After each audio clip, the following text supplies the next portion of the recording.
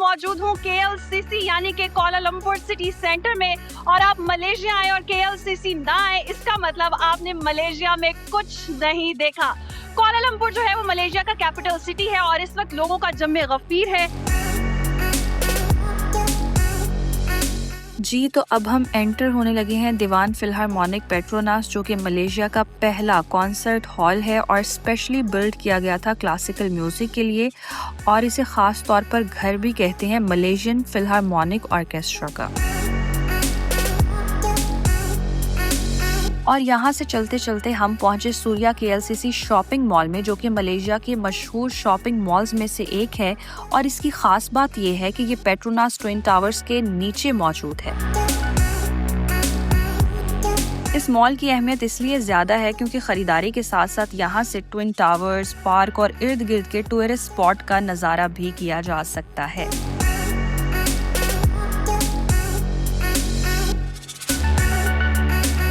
इस मॉल में ये चीज़ मुझे बहुत ही डिफरेंट नज़र आई, तो मैंने सोचा कैप्चर किया जाए। ये मुझे डेले फाड़ फाड़ के देख रही थी और जैसे ही मैंने घूरा तो इसने मुंह उधर कर लिया। खैर, ये ग्लासेस की शॉप है। हमने ली आगे की राह क्योंकि हमारी मंजिल कुछ और है। यहाँ पर लोग ट्विन टावर देखने आते हैं और फाउंटेन शो भी देखने आते हैं और कुछ ही देर में फाउंटेन शो जो है वो शुरू होने वाला है। ले जी, जैसे मैंने फाउंटेन शो का अनाउंस किया तो वहीं पर खबर मिली कि आज फाउंटेन शो नहीं होगा जैसे पहले होता है, और ये जितना भी जो कुछ भी हो रहा है म्यूजिक के बगैर बस इतना ही मिलेगा। सैड, बट ये बहुत ही कमाल का शो होता है, यहाँ देखने लायक होता है। और मैं इससे पहले भी ये फाउंटेन शो देख चुकी हूँ, और ना होने की आज रीज़न यही है कि यहाँ पर KLCC फैशन वीक चल रहा है। फिर मैंने सोचा कि शो नहीं तो ना सही बैठकर व्यू एंजॉय करते हैं। कोलालमपुर सिटी में खास तौर पर जो चीज लोग देखने आते हैं वो अब मैं आपको दिखाने जा रही हूँ, तो मिलकर देखते हैं।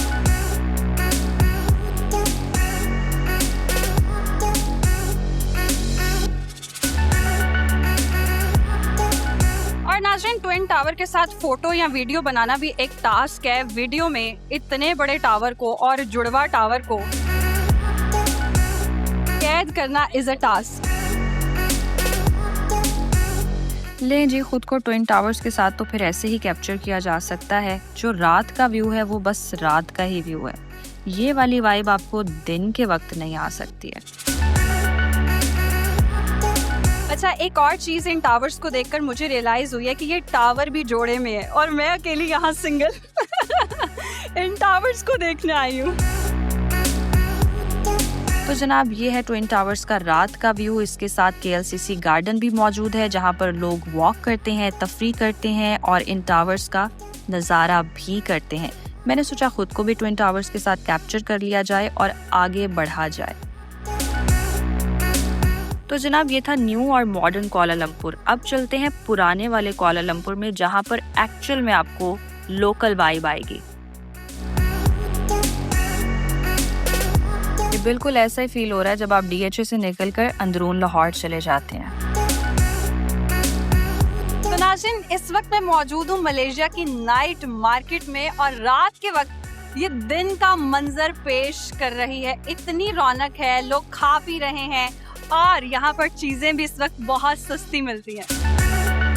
कोलालमपुर की इस लोकल मार्केट की खास बात यह है कि ये ऑलमोस्ट पूरा वीक लेट नाइट तक खुली रहती है और सस्ती भी है, सिवाय दुरियान के। अब वो क्या है ये मैं आगे चल के बताऊंगी, क्योंकि जितनी मुझे क्यूरियोसिटी है मैं चाहती हूँ उतनी ही आपको भी हो।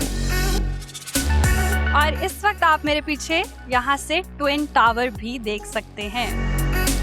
तो ये मार्केट हम विजिट कर रहे हैं और अब हम यहाँ की कुछ स्पेशल चीज खाने वाले हैं। लेट्स सी वो खाने में कितनी टेस्टी है। मैं भी फर्स्ट टाइम ट्राई कर रही हूँ। तो नाज़रीन, इस वक्त मैं मौजूद हूँ मामम प्लेस चंडोल दुरियान और मैं ट्राई करने जा रही हूँ यहाँ पर चंडोल, जो कि बर्फ का गोला है। ये पाकिस्तानी गोले से थोड़ा सा मुख्तलिफ है, लेकिन मेकिंग सेम है। ऑब्वियसली बर्फ़ पीसनी पड़ती है गोला खाने के लिए। यहाँ बर्फ़ पीसी जा रही है और इसको पीसने के बाद जनाब इस पर टॉपिंग की जा रही है फ्रूट्स की, और ये गोला तैयार हो गया। ये भाई साहब पता नहीं क्यों मुझे ऐसे डेले दिखा रहे हैं वीडियो बनाते हुए। खैर मुझे ये चीज़ रियलाइज़ नहीं हुई थी, देखते वक्त हो रही है। खैर सानों की हमें इंतज़ार है सिर्फ गोले का। लें जी, तो आ गया ठंडा ठार गोला। एक है जैक फ्रूट, एक है रेड बीन और एक नॉर्मल है। पीना है या खाना है? खा के पियो या पी के खाओ। रेड बीन्स है, इसमें कोकोनट मिल्क है और नूडल्स हैं और थोड़ा सा गुड़ का भी वैसे टेस्ट आ रहा है लेकिन बहुत टेस्टी है। ये गोला वाकई बहुत टेस्टी था और खाकर मैं बहुत हैप्पी हो गई। और जब मैं हैप्पी हुई तो ऑब्वियसली ट्विन टावर के साथ पोजिंग तो फिर बनती है, ये तो मस्त है।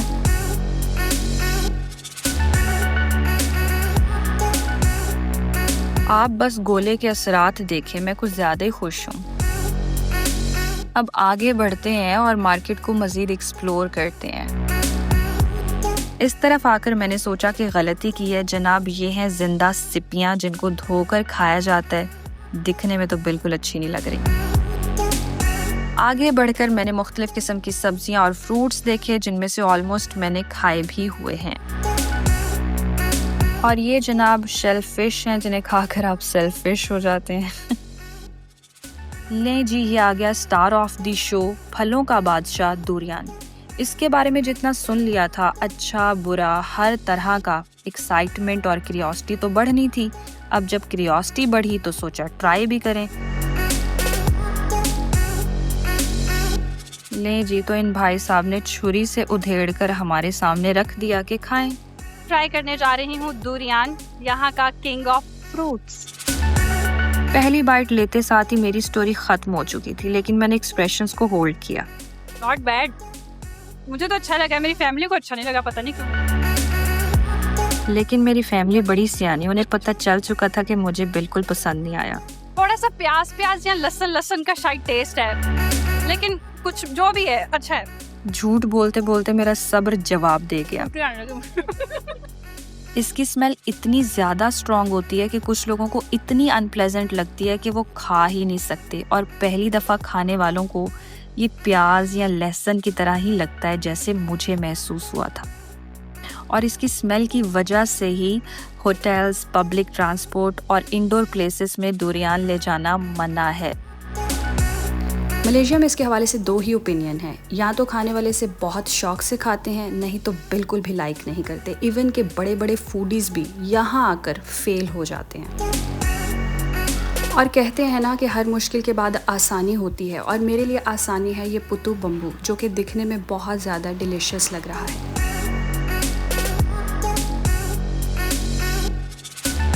अब मैं ट्राई करने जा रही हूँ पुतू बम्बू। और दूरियान के हवाले से मैंने झूठ इसलिए बोला था क्योंकि मैंने अपनी फैमिली को कहा था कोई मसला ही नहीं, मैं तो बहुत आसानी से खा लूँगी। और ये मैंने बहुत अच्छा किया कि दूरियान खाने के बाद खा रही हूँ। This is something so tasty. और ये काइंड ऑफ डिजर्ट है मलेशिया की। लेकिन ऑनेस्ट रिव्यूज़ के लिए चलते हैं मेरे नीज और नेफ्यू के पास। इन पर आप ब्लाइंडली ट्रस्ट कर सकते हैं। पुतू बम्बू कैसा था? अच्छा। दूरियान कैसा था? You didn't try durian? You tried? Last time I tried in Ammi's office, I didn't like it. When I just one bite, I was like crying. I didn't like it. And you like putu bambu? Yes. Okay, I also like putu bambu. दूरियान के हवाले से मैं ये कहूँगी, एकदम खाते साथ तो अच्छा लगता है, लेकिन लेटर ऑन कुछ पता चलता है, पता नहीं क्या खा लिया। दिल खराब। इससे ज़्यादा ऑनेस्ट कुछ नहीं हो सकता। ये फेस एक्सप्रेशंस देखकर आप अंदाज़ा लगा सकते हैं कि इसका टेस्ट कैसा है।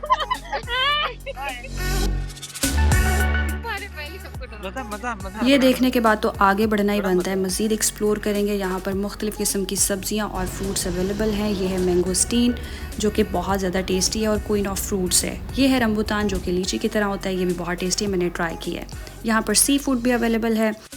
और मैंने अंदाज़ा लगाया कि इस मार्केट में सब कुछ सस्ता था सिवाय दूरियान के, जिसका टेस्ट मुझे पसंद नहीं आया। इन ट्विन टावर के व्यू के साथ इस मलेशिया की नाइट मार्केट में सॉर्ट ऑफ सब्जी मंडी में मैं तो बहुत इंजॉय करी हूँ। मुख्तलिफ किस्म के मैंने खाने भी ट्राई किए, अपना एक्सपीरियंस भी आपके साथ शेयर किया। मुझे दीजिए इजाज़त, अल्लाह हाफिज़।